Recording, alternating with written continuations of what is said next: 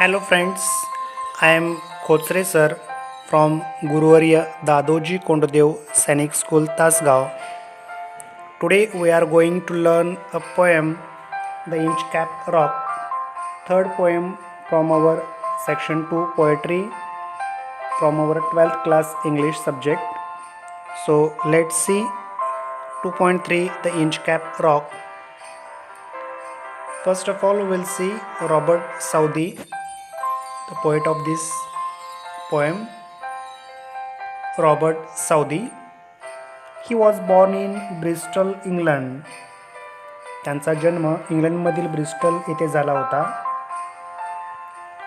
He was the son of a draper educated at Westminster School and Balliol College, Oxford. त्यांचे वडील Draper म्हणजे कपडे विकण्याचे काम करणारे होते. तसेच ते ऑक्सफर्ड येथील वेस्टमिन्स्टर स्कूल आणि बॅलियल कॉलेज येथे शिक्षण झाले त्यांचं. He was a poet laureate of England from 1813 to 1843. 1813 ते 1843 या कालखंडात ते इंग्लंडचे राजकीय कवी म्हणून होते किंवा राजकवी म्हणून होते. Some of his short poems like The Scholar, The Battle of Blenheim, Bishop Hatto, The Inchcape Rock, etc. are very popular with the school children. त्यांच्या छोट्या कविता जशा the scholar, the battle of Blenheim, Bishop Hatto, the Inchcape Rock इत्यादी शाळकरी मुलांमध्ये खूप लोकप्रिय आहेत.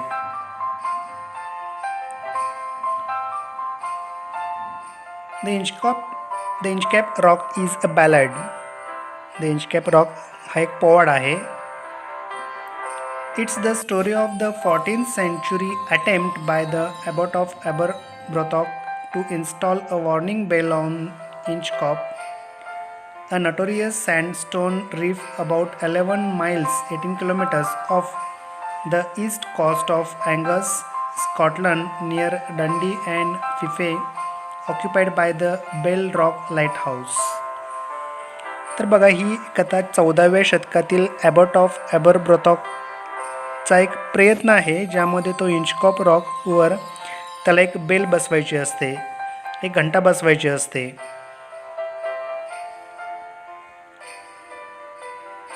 Southey was inspired by the legendary story of a pirate who removed the bell on the Inchcape Rock placed by the abbot of Aberbrothock. तर ॲबट of ॲबरब्रॉथॉकने इंचकॅप रॉकवर बसवलेली चेतावणी घंटा आहे, ती घंटा एक समुद्री लुटारू कापून काढतो. या पौराणिक कथेमधून सौदी यांना प्रेरणा मिळाली. The poem gives us a message that those who do wrong things will meet with due punishment. जे लोक चुकीच्या गोष्टी करतात त्यांना योग्य शिक्षा होईल, असा संदेश यामधून आपल्याला मिळतो. Now let's see the poem the Inchcape Rock. आता ही पोएम आपण पाहूया. आपल्याला ज्या कविता आहेत 12th टेक्स्टबुकमध्ये, त्यामध्ये कम्पॅरेटिव्हली थोडीशी ही मोठी आहे. So let's see the poem. No stir in the air, no stir in the sea. तर पहिल्या स्टांजामध्ये कवी काय म्हणतो बघा, हवेमध्ये कोठेही हालचाल नव्हती, समुद्रात कोठेही हालचाल नव्हती. The ship was steel as she could be. जहाज जसं शांत असायला हवे होते तसेच ते शांत होते. Her sails from heaven received no motion. त्या जहाजाला आकाशातून किंवा वाऱ्यामुळे गती मिळत नव्हती. Her keel was steady in the ocean. तर जहाजाचा तळभाग समुद्रामध्ये स्थिर होता. तर समुद्रामध्ये असणारे जहाज आहे, त्याच्या भोवती जे वातावरण आहे त्याचं इथं वर्णन केलेलं आहे फर्स्ट स्टांजामध्ये. Without either sign or sound of their shock. म्हणजे कोणत्याही धोक्याच्या इशाऱ्याशिवाय किंवा आवाजाशिवाय. The waves flowed over the Inchcape Rock. Inchcape रॉकवरून लाटा वाहत होत्या. So little they rose, so little they fell. त्या लाटा फारशा उसळत नव्हत्या किंवा आदळतही नव्हत्या. They did not move the Inchcape bell. त्यामुळे इंचकॅप बेल हालत नव्हती. The abbot of Aberbrothok had placed that bell on the Inchcap Rock. तर द ॲबट ऑफ ॲबरब्रोथॉक या साधूने इंचकॅप रॉक या ठिकाणी घंटा बसवलेली होती. Like this. On a boy in the storm it floated and swung. तर एका उंच खडकावर बसवलेली घंटा वादळ व भरती आल्यावर तरंगत असे व लाटामुळे हेलकावे खात असे. BUOY बॉय म्हणजे तरंगत असणारी एखादी वस्तू समुद्रामध्ये. तर या ठिकाणी इंचकॅप रॉकवर बसवलेली ती बेल आहे. And over the waves it's warning रंग. लाटांबरोबर वाहताना ती घंटा वाजत असे. त्यामुळे ती डोंगर कपार येथे बुडालेली आहे याचा खलाशांना इशारा मिळत असे. म्हणजे या घंटानादामुळं तिथल्या खलाशांना समजत असे की या ठिकाणी इंचकॅप रॉक आहे आणि आपण या ठिकाणून व्यवस्थित गेलं पाहिजे. When the rock was hit by the surge swell. जेव्हा ही महाकाय डोंगर रांग भरतीमुळे बुडत असे. The mariners heard the warning bell. तेव्हा खलाशांना धोक्याचा इशारा मिळत असे. And then they knew the perilous rock. त्या खलाशांना त्या धोकादायक डोंगर रांगेचे ठिकाण समजत असे. And blessed the abbot of ॲबरब्रोथॉक.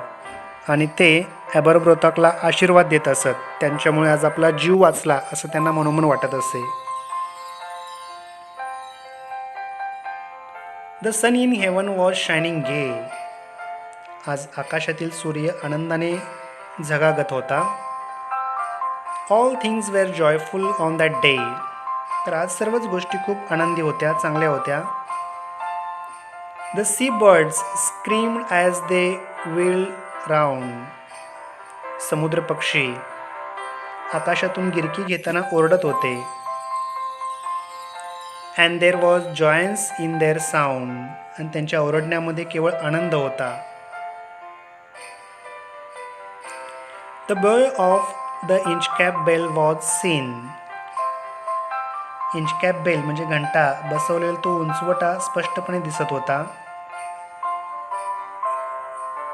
A darker speck on the ocean green. जणू तो हिरव्या समुद्रावर एक काळा ठिपका होता. Sir Ralph the rower walked his deck. Sir Ralph Rover हा समुद्र चोर आपल्या बोटीच्या डेकवर चालत होता.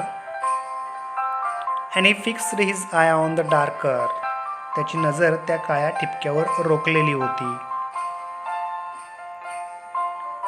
He felt the cheering power of spring. वसंत ऋतूची प्रेरणादायक म्हणजे प्रफुल्लित क्षमतेची त्याला जाणीव झाली. It made him whistle, it made him sing. तो त्या आनंदाने शिळ घालू लागला, शिटी वाजवू लागला, गाणे गाऊ लागला. His heart was mirthful to excess. त्याचे मन आनंदाने ओसंडून वाहू लागले. But the rower's mirth was wickedness. पण त्याच्या या आनंद लुटण्यामध्ये एक दुष्टपणा होता. His eyes was on the Inchcap float. त्या राल्फ रोवर या समुद्र चोराची नजर त्या तरंगणाऱ्या इंचकॅप रॉकवर होती. Quoth he, my men, put out the boat. तो आपल्या लोकांना म्हणाला, चला आपली बोट वल्लवत मला इंचकॅप रॉककडे घेऊन चला. And row me to the Inchcape Rock. मला तिकडे घेऊन चला इंचकॅप रॉककडे. And I will plague the abbot of Aberbrothok. आणि मला त्या ॲबट ऑफ ॲबरब्रोथॉकला छळायचं आहे. The boat is lowered the boatmen row. खलाशी बोट खालच्या दिशेने वल्लवू लागला. And to the Inchcape Rock they go. Inchcape Rock या ठिकाणी ते पोहोचले. Sir Ralph bent over from the boat. Sir Ralph बोटीमधून थोडा वाकला आणि and he cut the bell from the Inchcape float. आणि त्याने तेथील घंटा तोडली. ती घंटा कापली त्याने. Down sank the bell with a gurgling sound. डुबकन आवाज करून ती घंटा समुद्रात बुडाली. The bubbles rose and burst around. बुडबुडे वर आले आणि फुटले. Quoth Sir Ralph, the next who comes to the rock.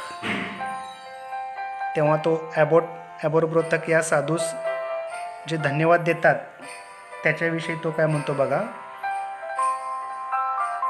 Won't bless the abbot of ॲबोरब्रोथक.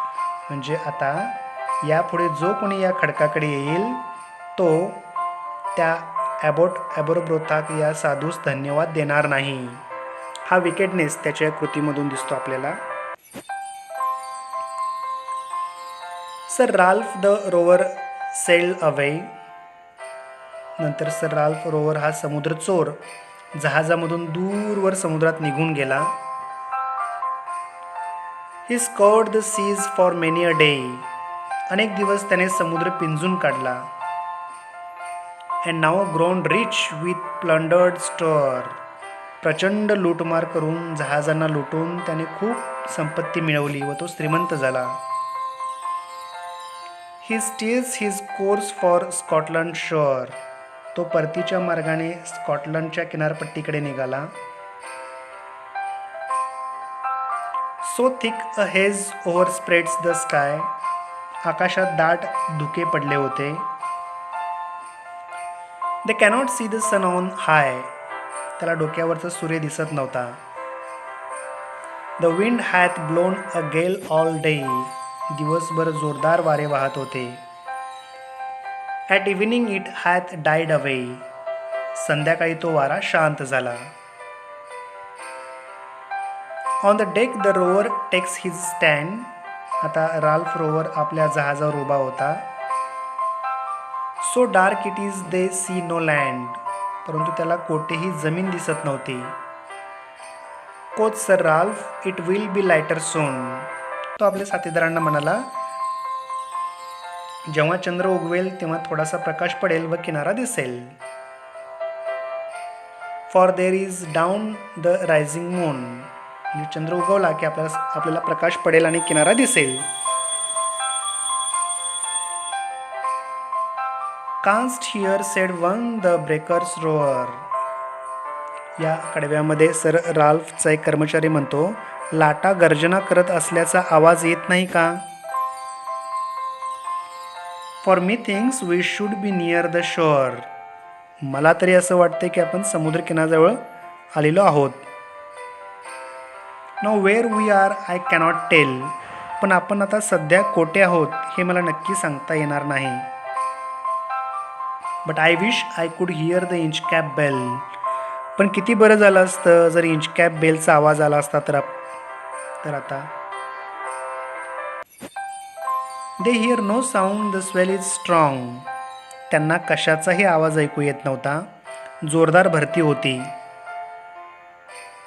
Though the wind hath fallen they drift along. वाहत्या वाऱ्याबरोबर ते वाहत जात होते. Till the vessel strikes with a shivering shock. आणि अचानक जहाज एका मोठ्या वस्तूला धडकले आणि जोरदार धक्क्याने थरथरले. O Christ, it is the Inchcape Rock. हे येशू, हा तर इंचकॅप खडक आहे. Sir Ralph the Rover tore his hair. आता बाकी सर राल्फ रोवरनं स्वतःचेच केस ओढायला सुरुवात केली. पश्चाताप झाला त्याला. He cursed himself in his despair. दुःखाने स्वतःलाच शिव्याशाप देऊ लागला तो. The waves rush in every side. समुद्राच्या लाटा आता चहूबाजूने जहाजात येत होत्या. The ship is sinking beneath the tide. आणि ते जहाज बुडू लागले होते. But even in his dying fear, भीतीने गर्भगळीत असून सुद्धा, one dreadful sound could the rowers hear, एक भयंकर आवाज रोवरने ऐकला. A sound as if with the Inchcape bell, जणू काही हा आवाज इंचकॅप बेलचाच होता. The devil below was ringing the knell, यम म्हणजे मृत्यूदेवता समुद्राच्या तळातून धोक्याची घंटा वाजवत होता. And in this way we have finished this poem. Now let's see the appreciation of the poem. First point about the poem, poet and the title. यामध्ये Saudi आहेत त्यांच्या संदर्भात माहिती, या पोएम संदर्भात थोडीशी माहिती आणि टायटल हे याच्यामध्ये अपेक्षित आहे. Robert Saudi wrote prose and other poems too. But this poem is well liked. The poem The Inchcape Rock has taken as its title the name of the legendary rock which is the center of all the events. The entire story revolves around the Inchcape Rock, so the title of the poem is just and apt.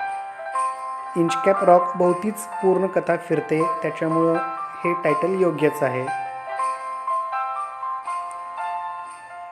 Second point, background of the poem. या पोएमचं background काय बघा. The poem shows the beautiful atmosphere of the sea. समुद्राचं छान वर्णन केलं आहे याच्यामध्ये. It also deals with the threat in the form of Inchcape Rock that can destroy the ships. Inchcape Rock जे शिप्सना डिस्ट्रॉय करू शकतं त्याचंही वर्णन छान केलेलं आहे. ते थ्रेट याच्यामध्ये घेतलेले आहे. The poem has the sea background, त्यामुळे समुद्रातील वातावरण निर्मिती याच्यामध्ये आपल्याला दिसते. थर्ड आहे the theme. The poem the Inchcape Rock has taken as its title the name of the legendary rock which is the centre of all the events. The rock had caused a lot of shipwrecks previously. त्या Inchcape रॉकमुळं बऱ्याचशा जहाजांना दुखापत झाली होती किंवा जहाज बुडाले होते त्या ठिकाणी. Then the good abbot tied a bell to that to warn the passing ships of the danger of the rock. त्यामुळे जहाजांना समजावं म्हणून धोक्याची घंटा म्हणून तिथं बेल लावली होती खलाशांना समजण्याकरता. Later the villainous Ralph cuts the bell from the rock to help his own cause of looting the ships in danger of the rock. And in the end, the villain gets punished when his own ship hits the land Inchcape Rock and he dies. Fourth आहे language and poetic devices. म्हणजे या कवितेमध्ये वापरलेली भाषा कशी आहे आणि poetic devices figures of speech कोणते आहेत. The language used in the poem is clear and live. स्पष्ट आहे. It presents the live picture of events. म्हणजे आपल्या डोळ्यासमोर ती कथा घडत आहे असं आपल्याला जाणवतं. The word picture is aptly created by appropriate words. The rhyme scheme used in the poem is AABB. The figures of speech used here include alliteration, inversion, apostrophe, and personification. All these increase the beauty of the poem. Fifth point is special features. याच्यामध्ये कोणते special features आहेत तर it is a didactic poem. A didactic poem always delivers a moral teaching or lesson for the mankind. Didactic poem आहे म्हणजे याच्यामधून moral teaching केलं जातं. This poem also has one, though not directly but through a legendary tale, by its form it is a ballad. हा एक प्रकारचा पोवाडा आहे. Using the natural objects to suggest the tone or mood is a popular technique in literature, especially in poetry. Here, the poet has employed the fixed air, calm sea, steady ship, and the quiet waves to depict the calmness in the first two stanzas of the poem. So, these were the special features. Now, next point is message, value, or morals. The poem The Inchcape Rock delivers the message that one should not willingly cause harm to others. आपण इतरांना इजा पोहोचवू नये हा message यामधून दिलेला आहे. If they do they would be punished in the end. आणि जर तसं एखाद्यानं केलं तर शेवटी त्याला पनिशमेंट होते. In other words it's as you sow so shall you reap. जे पेराल तेच उगवेल.